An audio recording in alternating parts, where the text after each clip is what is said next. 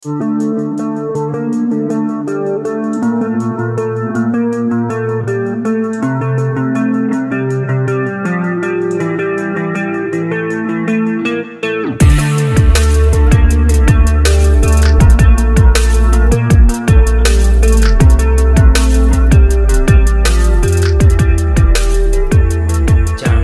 sesekali kalian itu meletakkan patung yang berbentuk anjing ataupun naga ataupun serigala di atas rumah kalian atau di atas genteng. Itu akan membawa malapetaka buat kalian semua, karena sudah disebutkan, sudah banyak yang berbicara bahwasanya para kiai, para habaib itu berkata ketika rumah itu ada patung anjing atau patung ya hewan-hewan yang dimana di situ diharamkan, kok berada di rumah berbentuk patung atau berbentuk apa, nanti ketika malaikat akan turun memberikan rahmat ke rumah kalian, lari terbirit-birit, karena ya bukan lari terbirit-birit, nggak jadi ke rumah kalian karena rumah kalian ada ya begitu, ada anjingnya. Jadi saya mohon, ya bukan saya mohon, perhatian lah buat kalian semua, jangan sesekali menaruh patung atau bahkan memelihara, jangan ya, ataupun babi, karena rahmat Allah itu akan turun ke rumah kalian kalau kalian sering baca Al-Quran, juga di rumah kalian tidak ada patung yang semacam itu. Jadi ada cerita begini, ketika seseorang itu memasang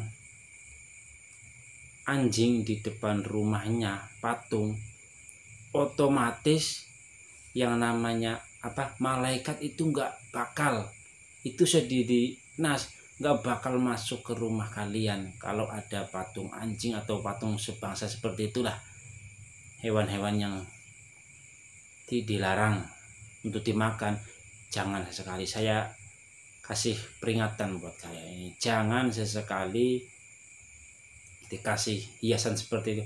Ya kalau bisa ya kalian kasih saja dinding-dinding yang gambar-gambar para ulama, habaib, itu malah bagus. Tapi kalau gambar-gambar seperti ya anjing lagi, janganlah, kalau bisa itu jangan. Buat apa, nggak bagus, nggak baik. Khususnya kita itu orang Islam, orang yang penganut agama nenek moyang Islam, kita harus jaga baik-baik, jangan sampai kita sama seperti mereka. Jadi harus ada perbedaan. Kita di rumahnya ada background ya gambar-gambar ulama lah ya, yang bagus, jangan seperti itu. Ada cerita begini, jadi itu entah Islam atau bukan ya, tapi kecintaan kepada anjing itu sangat luar biasa. Nah, suatu ketika anjingnya pun meninggal, anjingnya itu mati sampai menangis berhari-hari. Akhirnya dia pun pergi ke rumah orang yang pandai membuat patung, ya pandai membuat patung, nyuruh si tukang patung itu membuat patung anjing yang seperti ada dalam gambar HP-nya. Rasanya anjingnya sendiri untuk dibuatkan yang ukuran 1 meter lah cukup, dari kayu. Nah setelah dibuatkan, dipajang di atas rumah dan juga ditaruh di depan rumah. Jadi biar kebayang bahwasanya anjingnya pun itu masih hidup. Nah, selang beberapa tahun itu ekonominya sangat menekak, menjirat lehernya. Ekonominya itu sangat nggak baik, ekonominya sangat buruk. dan sampai-sampai beliau tuh hampir bunuh diri. Anggapnya si yang pemilik anjing itu gara-gara ditinggal anjingnya dia menjadi bangkrut usahanya atau bagaimana, mungkin ini gara-gara anjing saya meninggal. Itu anggap ujar si pemilik anjing.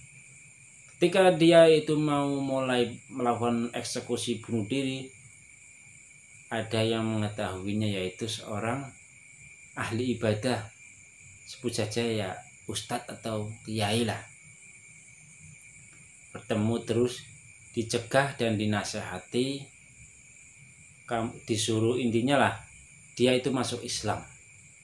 Setelah masuk Islam, rezekinya pun masih saja sama seperti yang dulu, susah padahal udah berusaha.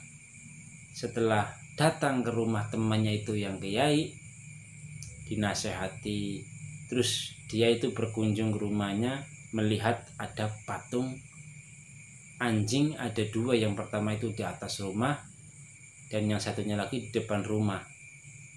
Terus ustadz itu bilang, kamu harus membuang patung ini karena di dalam kitab suci itu ada yang mengatakan kalau rumah ada patung anjing dia akan didatengin oleh malaikat rahmat.